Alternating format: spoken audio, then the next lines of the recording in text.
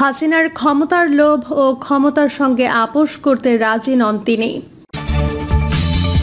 এবং সর্বশেষ জানাবো, ইউনূস সরকারের আচরণ ঠিক নয়, আন্তর্জাতিক নিন্দার আহ্বান বিজেপির। এতক্ষণ শুনছিলেন সংবাদ শিরোনাম, এবার বিস্তারিত। হাসিনার ক্ষমতার লোভ এবং ক্ষমতার সঙ্গে আপোষ করতে রাজি নন তিনি। ক্ষমতার নেশায় পেয়ে বসেছিল শেখ হাসিনাকে। ক্ষমতা আরও ক্ষমতা, নিরঙ্কুশ ক্ষমতা। টানা 15.5 বছর শাসন করেও তিনি ক্লান্ত নন। যে করেই হোক ক্ষমতায় থাকতে হবে, তাই প্রতিবার নির্বাচন এলেই নানা ফন্দি ফিকির। 11 নায়কদের সঙ্গেও সমঝোতা করে 2008 সনের নির্বাচনে জয়ী হন।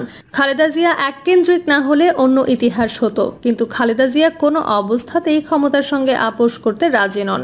শেখ হাসিনা এখানে সুযোগ সন্ধানী। একদিকে ভারত, অন্যদিকে জরুরি জমানার শাসকদের সঙ্গে আপোষে যান বিনা শর্তে। এর আগের ইতিহাস বিতর্কিত, অনেকটা নাটকীয়, সাইবার ক্রাইমের মতো। আড়ালে আবডালে অপরাধ করে নিজেকে সহি হিসেবে জাহির করা। ক্ষমতা চিরস্থায়ী করার জন্য শুরু থেকে আশ্রয় নেন নানা কৌশলের। বিরোধী মত ও পথকে স্তব্ধ করে দিতে চান। বিডিআর হত্যাকাণ্ড ঘটে তারই ধারাবাহিকতায়। প্রধান বিরোধী শক্তি বিএনপি যাতে চ্যালেঞ্জ ছুড়তে না পারে, সেজন্য আগাগোড়ায় ছিলেন কর্তৃত্ববাদী। ক্ষমতার কাছে নিজেকে আপোষহীন করে তোলেন। বিসর্জন দেন নীতি নৈতিকতার। বিচার ব্যবস্থাকে নিয়ে যান হাতের মুঠোয়। একদিন যে ক্ষমতা ছাড়তে হবে, এটা তার অভিধানে ছিল না। কাজের পেছনে অন্য ইতিহাস লুকিয়ে আছে, তা তিনি মানতেন না। প্রতিশোধের আগুন জ্বলছিল তার ভেতরে। যে করেই হোক বাবার হত্যার বিচার করতে হবে। এই জন্য তিনি নিজের দলকে বলি দেন। গড়ে তোলেন এক বিশেষ বাহিনী, যাদের কাজ ছিল ছায়ের সঙ্গে যুদ্ধ করা। পরিবার ছিল তার কাছে মুখ্য, যার দিকে মানুষ খুন হচ্ছে পরিকল্পিতভাবে। কিন্তু ভাব দেখাতেন তিনি কিছুই জানেন না। তার অভিনয় ছিল নিখুঁত, নীরব সাক্ষী ছিল জনগণ।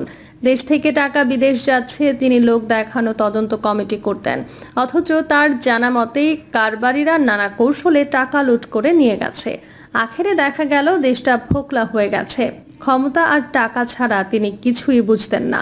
শুরুতে অবশ্য দেশটা গড়ার জন্য প্রচণ্ড পরিশ্রম করেছেন, কিন্তু অন্যায় অবিচার যখন নিত্যদিনের সঙ্গী, তখন তিনি আরও বেপরোয়া হয়ে গেলেন। মিডিয়ার সম্পূর্ণ কবজায়, বুদ্ধিজীবীরা নির্বাক, লোভের কাছে তারা নিজেদের বিকিয়ে দেন। তার শাসনের শুরুটা ছিল আলোচিত এবং রহস্যজনক। 1996 থেকে 2001 সন পর্যন্ত অন্য এক হাসিনা। সুযোগও ছিল কম, ক্ষমতা নিরঙ্কুশ ছিল না। 2001-এর নির্বাচনে হেরে গিয়ে আরও ফুঁসে ওঠেন। অবাস্তব কিছু বিষয়ের সামনে এনে নিজেকে আরও ক্ষমতা পাগল করে তোলেন। কৌশল আটেন, অন্য এক শক্তির সঙ্গে আপোষ করেন। তখন দেশ আর জনগণ তার কাছে তুচ্ছ। বিএনপির ব্যর্থতার সুযোগে পর্দার আড়ালের শক্তির সঙ্গে যান সমঝোতায়। আর এই সমঝোতা করেন বিদেশে বসেই। সই করেন আসন ভাগাভাগির এক অলিখিত চুক্তিতে। 2008-এর নির্বাচনের নেপথ্যের কারিগররা নিজেদের বাঁচানোর জন্য তৃতীয় পক্ষের দুটি আলিতে রাজি হন। একজন শীর্ষ গোয়েন্দা কর্মকর্তার রোজকার ডায়েরি থেকে এই বিষয়ে কিছু চাঞ্চল্যকর তথ্য জানা গেছে। খালেদা জিয়া জানতে পেরে নির্বাচনমুখী হতে চাচ্ছিলেন না, কিন্তু জামায়াত নেতা আলী আহসান মোহাম্মদ মুজাহিদ এখানে বাদ সাধেন। বলেন, কি সর্বনাশ, আমরা জয়ী হতে যাচ্ছি। নির্বাচন বয়কট করা হবে, মস্ত একটা রাজনৈতিক ভুল। সেনাদের পাতানো ছকে পা দিয়েছিলেন মুজাহিদ। এর কঠিন মূল্য দিয়েছেন জামায়াত নেতারা। মুজাহিদ নিজেও। যুগে যুগে জামায়াত নেতারা এভাবে নিজেদের সর্বনাশ ডেকে এনেছেন। খালেদা জিয়া একবার ক্ষমতার স্বাদ দিয়েছিলেন। হাসিনা বিশ্বাস করতেন ভারত আছে, তাই দুনিয়ায় আর কাউকে পরোয়া করার দরকার নেই। অথচ পশ্চিমা শক্তি তার শাসন ক্ষমতার শুরুতে সমর্থন জুগিয়ে আসছিল। ভারতও তাকে এমন ধারণায় দিচ্ছিল তার কাছ থেকে ক্ষমতা কেউ ছিনিয়ে নিতে পারবে না। বিরোধী শক্তিকে এমনভাবে ম্যানেজ করা হবে যাতে তারা কখনো মাথা তুলে দাঁড়াতে না পারে। কিন্তু তারা বলছিল কোনো অবস্থাতে এক দলের শাসন প্রতিষ্ঠা করা যাবে না। তথাকথিত গণতন্ত্রের লেবাস পরিয়ে দিতে হবে। হাসিনা তখন বাকশাল না করে অন্য কায়দায় ক্ষমতা দীর্ঘস্থায়ী করতে উদ্যোগী হন। খালেদাকে জেলে নেন এক সাজানো মামলায়। লন্ডনে তারেক রহমানের গতিবিধি লক্ষ্য করার জন্য কোটি কোটি টাকা খরচ করেন। পর্যায়ক্রমে 3 জন করে গোয়েন্দা কর্মকর্তা লন্ডনেই অবস্থান করতেন। কি মজা! জনগণের টাকা এভাবেই অকাজে ব্যবহৃত হতো। এসব কাজে কতিপয় চিহ্নিত ব্যবসায়ী ছিলেন নেপথ্যের কারিগর। বিরোধী রাজনৈতিক শক্তিকে দমন করতে গিয়ে একটি উগ্র ধর্মীয় শক্তির উত্থানকে সম্ভাব্য করে তোলেন। যার পরিণতিতে দেশটা উল্টো পথে যাত্রা শুরু করেছে। পশ্চিমা শক্তি এখন বলছে, এ তো দেখছি আফগানি হাওয়া। রাস্তাঘাট, ব্যবসা প্রতিষ্ঠান এবং বিশ্ববিদ্যালয়, কলেজগুলোর দিকে নজর দিলেই আলামত দেখতে পাবেন। গণতন্ত্রহীন দেশে এমনটাই হয়ে থাকে। বিপ্লবের পর মিশর সহ অনেক দেশেই এটা ঘটেছে। উদার গণতান্ত্রিক শক্তি এর কোনো ফায়দা নিতে পারেনি বা ভাগিদার হতে পারেনি। জুলাই আগস্ট অভ্যুত্থানে এমনটাই দেখা গেছে। ক্ষমতায় না গিয়েও দৃশ্যপটে তারা। পরিণতিতে হাসিনা নেই, বঙ্গবন্ধুও নেই, একই সঙ্গে গেছে দলও। বাতি জ্বালানোর মতো কেউ নেই ৩২ নম্বরেও। তাহলে বাংলাদেশের সামনে কি অপেক্ষা করছে? ভালো কিছু যে না, তা কিন্তু দিবালোকের মতো স্পষ্ট। হাসিনা জেনে বুঝেই এই পরিস্থিতির দিকে দেশকে ঠেলে দিয়েছেন। পাশের বাড়ির আশকারা পেয়ে পশ্চিমা শক্তিকে সকাল বিকাল গালি দিতে ভুল করেননি। এতে কি হলো? ক্ষমতাও গেল, অঢেল টাকা নিয়ে বিদেশে বসে শান্তি নেই। এতে কি হলো? ক্ষমতাও গেল, অঢেল টাকা নিয়ে বিদেশে বসেও শান্তি নেই। কারণ দেশটা হাতছাড়া হয়ে গেছে। সীমানা বদলের চিন্তায়ও কেউ কেউ বিভোর। এটা যে এক আত্মঘাতী ভাবনা, কে কাকে বলবে? ভাগ্যক্রমে আমরা যে এক জনপ্রিয় দুর্বল সরকার পেয়েছি। জুলাই আগস্ট অভ্যুত্থানের শেষ দিকে 14 দলের এক বৈঠকে নেতারা হাসিনাকে বলেছিলেন, শক্ত হাতে দমন করুন, কোনো ছাড় দেবেন না। এই যখন অবস্থা, তখন একজন নেতা বলেন, ক্যান্টনমেন্টের দিকে নজর রাখুন। হাসিনা এই বিষয়ে কোনো মন্তব্য না করলেও তার চেহারায় চিন্তার ভাঁজ দেখেন নেতারা। ক্ষমতার ভারসাম্য না রাখায় হাসিনার 15.5 বছরের শাসন ভেঙে খান খান হয়ে যায়।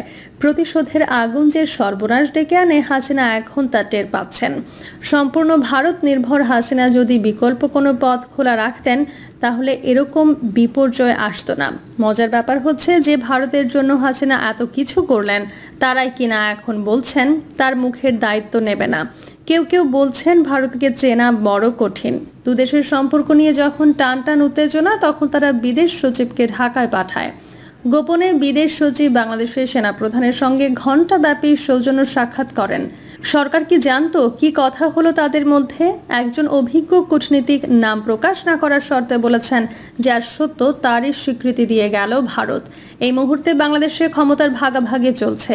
একদিকে ডক্টর মোহাম্মদ ইউনূস, অন্যদিকে জেনারেল ওয়াকারুজ্জামান। ক্ষমতার দুই কেন্দ্রের সঙ্গে কথা বলে বিক্রম মিস্ত্রি ভারসাম্যের কূটনীতির জানান দিয়ে গেলেন মাত্র। এটাই চাণক্য কূটনীতি। ওদিকে শেখ হাসিনা এখন কি করবেন? দল গোছানো কঠিন, নাকি সময় আরও নেবেন? কাউকে তিনি বিশ্বাস করেন না, এমনকি নিজের ছায়াকেও। তাই বলে কি আওয়ামী লীগ নামের দলটি অস্তিত্ব সংকটেই থাকবে? এই যখন অবস্থা, তখন বিদেশ থেকে খবর এলো অপেক্ষাকৃত তরুণ 7 জন নেতা দলটি নিয়ে চিন্তা ভাবনা শুরু করে দিয়েছেন। এর মধ্যে পরিবারের একজন সদস্যও রয়েছেন। সেনানিবাসে আশ্রয়রত সবাই যে যার মতো চলে গেলেও এখনও একজন মজুত রয়েছেন, হয়তো ভবিষ্যতের কোনো প্রয়োজনে। ইউনূস সরকারের আচরণ ঠিক নয়, আন্তর্জাতিক নিন্দার আহ্বান বিজেপির। বাংলাদেশের নোবেলজয়ী রবীন্দ্রনাথ ঠাকুরের পূর্বপুরুষের বাসভবনে হামলা ও ভাঙচুরের ঘটনার তীব্র নিন্দা জানিয়ে আন্তর্জাতিক সম্প্রদায়ের দৃষ্টি আকর্ষণ করেছে ভারতের ক্ষমতাসীন দল বিজেপি। দলটির মুখপাত্র এবং সংসদ সদস্য সমন্বিত পাত্র বৃহস্পতিবার বলেন, এই ঘটনা ছিল পরিকল্পিত এবং এর পেছনে জামায়াতে ইসলামী ও হেফাজতে ইসলামের লোকজন জড়িত ছিল। তিনি আরও বলেন, বাংলাদেশের রবীন্দ্রনাথ ঠাকুরের পূর্বপুরুষের বাড়ি, তার কাচারি বাড়ি যা তার দাদার বাড়ি, তাতে হামলা ও ভাঙচুর চালানো হয়েছে। এতে আমাদের সভ্যতা ও সংস্কৃতির ভিত্তিস্তম্ভের ওপর আঘাত। 5 দিন ধরে পরিকল্পনা করে এই হামলা চালানো হয়েছে, যেন একটি শক্তিশালী বার্তা বিশ্ববাসীকে দেওয়া যায়। রবীন্দ্রনাথ ঠাকুর 1905 সালে রচনা করেছিলেন আমার সোনার বাংলা, যা আজ বাংলাদেশের জাতীয় সঙ্গীত। এই কারণে বিজেপি এই ঘটনার গুরুত্ব অনুধাবন করছে এবং একে অত্যন্ত সংবেদনশীলভাবে নিচ্ছে বলে জানান সমন্বিত পাত্র। এই কারণে বিজেপি এই ঘটনার গুরুত্ব অনুধাবন করছে এবং একে অত্যন্ত সংবেদনশীলভাবে নিচ্ছে বলে জানান সম্মিত পাত্র। তিনি বাংলাদেশের অন্তর্বর্তীকালীন সরকার এবং এর প্রধান ডক্টর মোহাম্মদ ইউনূসকে দায়ী করে বলেন, আন্তর্জাতিক গুরুত্ব সম্পন্ন এমন একটি ঐতিহাসিক স্মৃতিস্তম্ভ রক্ষা করা যায়নি। এটি অত্যন্ত দুঃখজনক এবং দায়িত্বজ্ঞানহীন আচরণ। ইউনূস সরকারের আচরণ ঠিক নয়। বিজেপি নেতার দাবি, এই ঘটনায় আন্তর্জাতিক মহলকে কড়া নিন্দা জানাতে হবে এবং এই ধরনের সংস্কৃতি বিরোধী হামলার বিরুদ্ধে একজোট হতে হবে। বুধবার বাংলাদেশের সিরাজগঞ্জ জেলার শাহজাদপুরে অবস্থিত রবীন্দ্র কাচারি বাড়িতে এই হামলার ঘটনা ঘটে। ঘটনার পর জেলা প্রশাসনের পক্ষ থেকে একটি 3 সদস্য বিশিষ্ট তদন্ত কমিটি গঠন করা হয়েছে। হামলার সূত্রপাত হয়েছিল 8 জুন এক পর্যটকের সঙ্গে কাচারি বাড়ির প্রবেশপথে দায়িত্বপ্রাপ্ত কর্মচারীর মোটরসাইকেল পার্কিং ফি নিয়ে বাকবিতণ্ডা থেকে। প্রিয় দর্শক, এই ছিল এখনকার সর্বশেষ সংবাদ। আপডেট সব সংবাদ পেতে চ্যানেলটি সাবস্ক্রাইব করে বেল আইকনটি ক্লিক করে রাখুন।